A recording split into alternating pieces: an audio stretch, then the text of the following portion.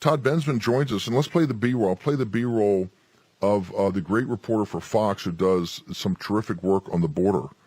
And he's got this, he's got Abbott and these guys are adamant.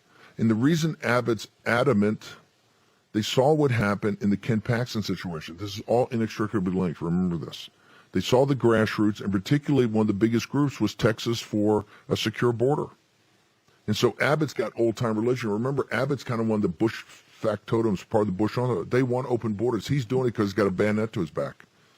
But now they've got the pontoons down there. They've got the barbed wire, the razor wire, and the federal government's making a big deal. And now you've got a massive, at Eagle Pass, Texas, you've got a massive, another invasion just coming every day.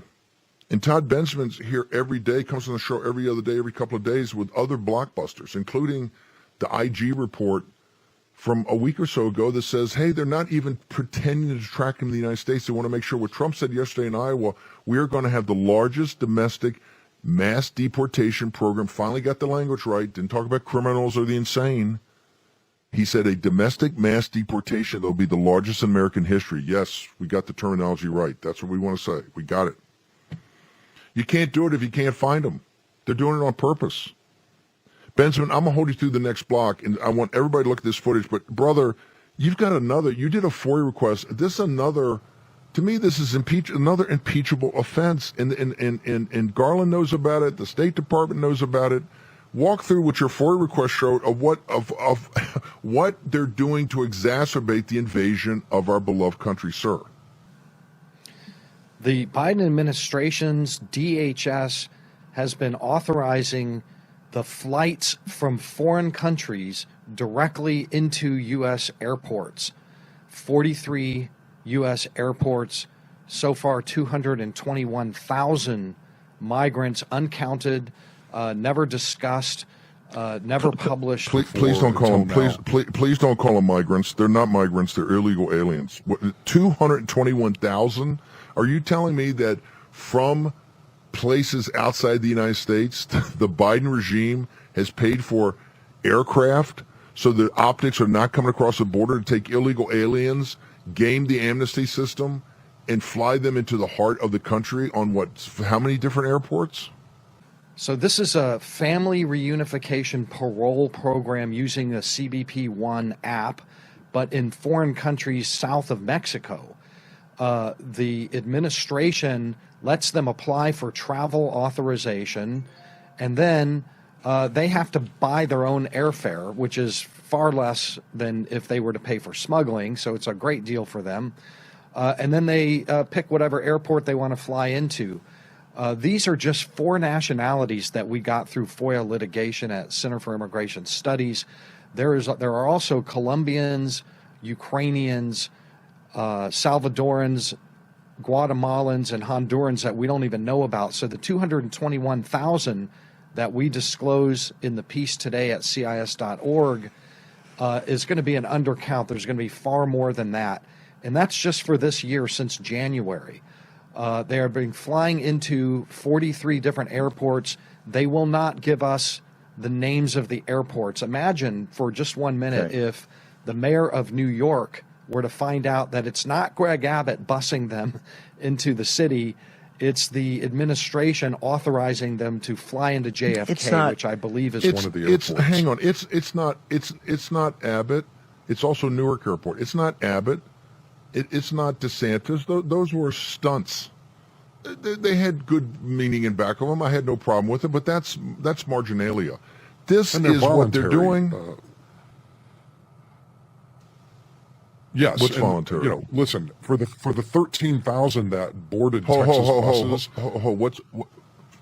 Yes. They're of course they're going to get. I'm going to stay in the Rio Grande Valley or go to the Big Apple. I'm going to hang down in Del Rio, or am I going to get up to Times Square? Because I understand the deeper I get into the country, the harder it is to find me because they're not keeping track. We're going to hang out for a second. This gets to the heart. Let's talk real. Let's talk how our nation is being destroyed by the elites. They're sitting there and laughing in your face. It takes Bensman.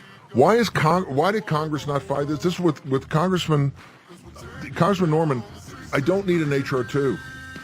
I got all the laws in the books. They're breaking the law and laughing in your face. Todd, so I just want to connect dots. They are flying into this country on your hard-earned money in from countries throughout the world, breaking the asylum system we have that you got to stay in the country, the next country there, flying into the heart of the country, which they won't tell you the airports because they're afraid of a revolt throughout the nation on this, like you've seen in New York City. 221,000 people just in this year alone. And a lot of these are trafficked children. Trafficked children.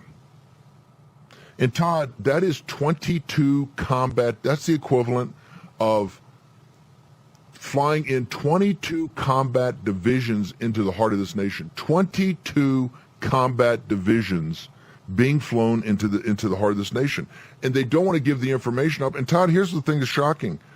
Before you put the FOIA request in, had Congress in all of its oversight, had you seen this number come up to a congressional inquiry, or is that program already been zeroed out?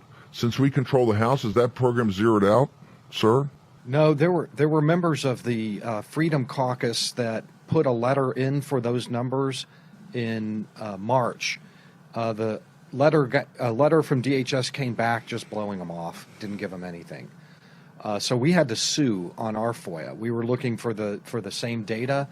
This is like one of the most tightly kept state secrets in the immigration space. How many that they are allowing to fly directly into the U.S. I just want to correct you on one thing. I do not think, I have no information that the government is paying for those flights. They're authorizing the flights, and then the immigrants pay for it. But the numbers are staggering. They surprise me. They surprise everybody in my shop at Center for Immigration Studies by how many and how vast this program actually is, and it never gets counted in the monthly numbers. That 200,000, we have to start keeping count on those. Ho. You're telling me of the invasion numbers you're showing us every month of the combat divisions coming across, the government does not include the 221? No, that is a new number that we have to start adding to the total number of people being brought in by hook or by crook, however they're being brought in over the southern border. Those are 220,000. Yeah, go ahead. That's just 4 nationalities. I just want to remind you that's only 4. There are 5 more nationalities that they're sandbagging us on still, as well as the destination cities and the departure cities, so that you can't use flight tracker systems to figure out where they're flying into.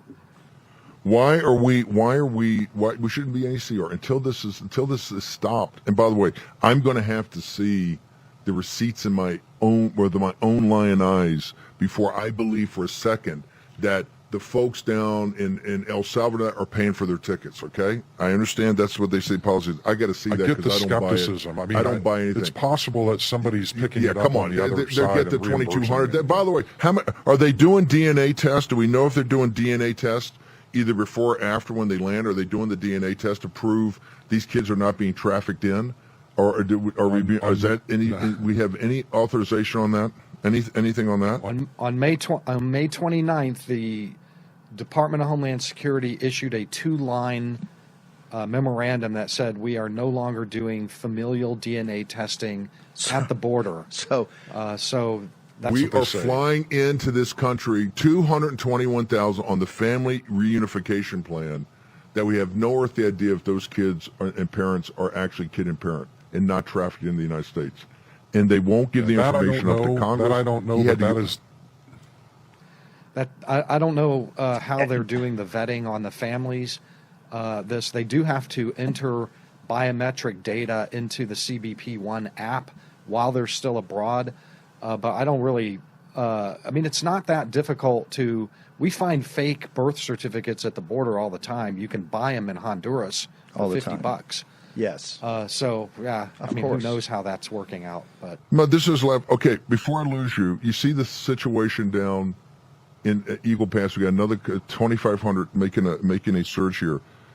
But please go back, because the biggest story of all of this, by the way, a couple things. We now know that the Biden administration has made the Venezuelans, almost 1 million Venezuelans, are going to be eligible immediately for work permits. Am I hearing this correctly? Todd Bensman? Yeah, Todd Bensman, yes, they've extended TPS, temporary protective status, which is really permanent protected status forever and ever, to Venezuelans. I just want to point out, I've done a lot of reporting about those Venezuelans. None of them are, or very few of them are coming from Venezuela. They've been in safe third countries, happy, like Colombia and Ecuador, and prosperous as well, in need of no humanitarian protection at all.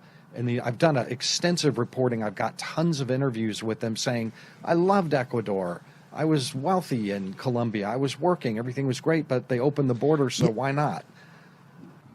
Why not? They want to get to El Norte. There'd be idiots not to when they see this. They're going to get $2,200. So Trump yesterday, President Trump got the language absolutely dead spot on.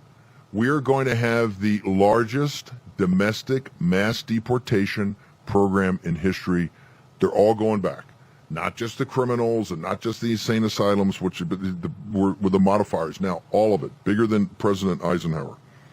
To do that, you have to know where they are. I want to once again just give this IG report, because this to me is the biggest crime, because the Inspector General caught them, and instead of saying you're correct, you caught us and we're going to go figure it out, they're attacking the Inspector General. Tell the audience once again why President Trump's not going to be able to implement a mass deportation program immediately, because the Biden regime knows, and they're gaming the system. How are they doing that, sir? First of all, legally, the executive branch has to try. I don't know whether Trump would succeed, but you got to try. It's the law. Secondarily, the Biden administration has let in hundreds of thousands without verifying their addresses, according to the OIG report. At least 177,000 that they know for sure are bogus. People would just put in 1234 Main Street, or they would just make it up. And the report is just showing that we have no idea where anybody is, because we never verified their addresses. And I have wondered aloud whether that was done purposefully to tangle up any subsequent effort to track people down who have lawful deportation orders. I'm just saying. Yeah, you think? I think that's a plausible theory. And, it's going to be hard. They're making it very difficult for anybody to ever deport anyone.